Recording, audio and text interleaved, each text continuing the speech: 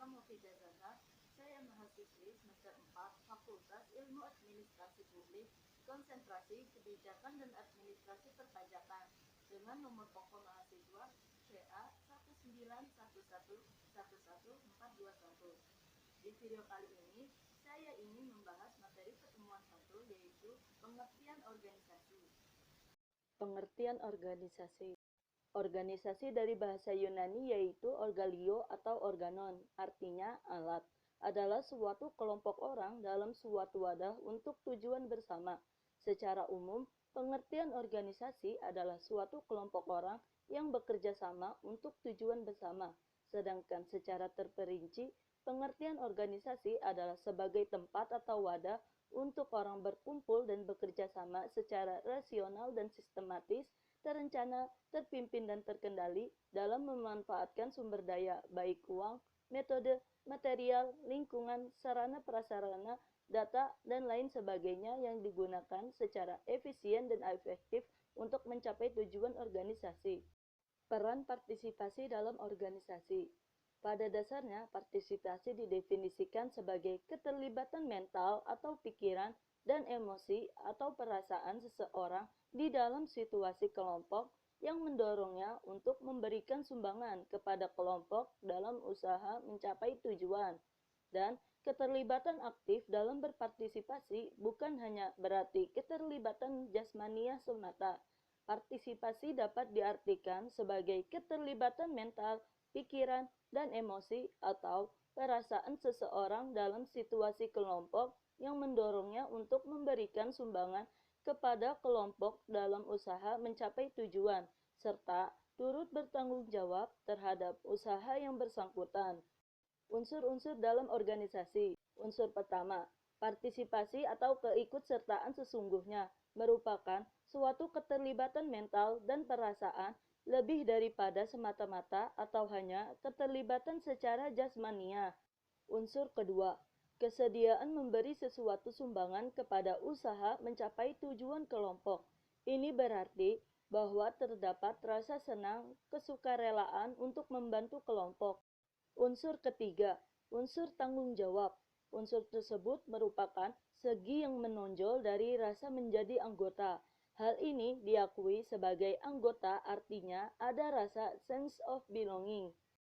Jenis-jenis organisasi, yaitu formal, informal, dan non-formal.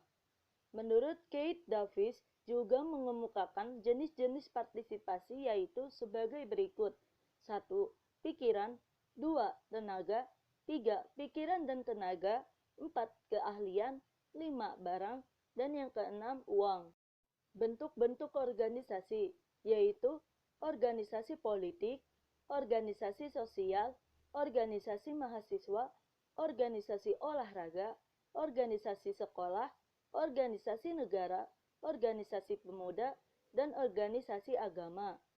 Selanjutnya ada tujuan organisasi, yaitu mengatasi berbagai keterbatasan yang ada, yaitu kemampuan, kemandirian, dan sumber daya yang dimilikinya dalam mencapai tujuan, sebagai tempat untuk mencapai tujuan secara bersama-sama dengan cara yang efektif dan efisien, sebagai tempat mendapatkan jabatan dan pembagian kerja, tempat mencari keuntungan bersama-sama, sebagai tempat mengelola dalam lingkungan bersama-sama, sebagai tempat mendapatkan penghargaan, sebagai tempat dalam mendapatkan kekuasaan dan pengawasan, serta sebagai tempat menambah pergaulan dan memanfaatkan waktu luang.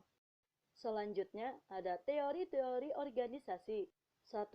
Teori organisasi klasik adalah teori yang memiliki konsep organisasi mulai dari tahun 1800 abad 19 yang mendefinisikan organisasi adalah sebagai struktur hubungan, kekuasaan-kekuasaan, tujuan-tujuan, peranan-peranan, kegiatan-kegiatan, komunikasi, dan faktor lain ketika orang bekerja sama. Teori klasik sangat tersentralisasi dan tugas-tugasnya terspesialisasi, serta pemberian petunjuk mekanistik, struktural yang kaku dan tidak kreatif yang digambarkan oleh para teoritisi. Kedua, teori organisasi neoklasik adalah teori yang menekankan pada pentingnya aspek psikologis dan sosial baik sebagai individu dan kelompok dalam lingkungan kerja. Teori neoklasik adalah teori atau aliran hubungan manusia, the human relation movement. Dan yang ketiga, teori organisasi modern adalah teori yang bersifat terbuka di mana semua unsur organisasi satu kesatuan yang saling ketergantungan. Teori modern dipelopori oleh Herbert Simon yang ditandai dan dimulai di saat berakhirnya gerakan kontingensi. Teori modern disebut juga sebagai analisa sistem pada organisasi yang merupakan aliran ketiga terbesar dalam teori organisasi dan manajemen. Sistem terbuka yang dipelopori Katz dan Robert Kahn dalam bukunya The Social Psychology of Organization yang menjelaskan dalam bukunya mengenai keunggulan sistem terbuka. Cukup sekian penjelasan materi dari saya. Semoga bermanfaat. Wassalamualaikum warahmatullahi wabarakatuh.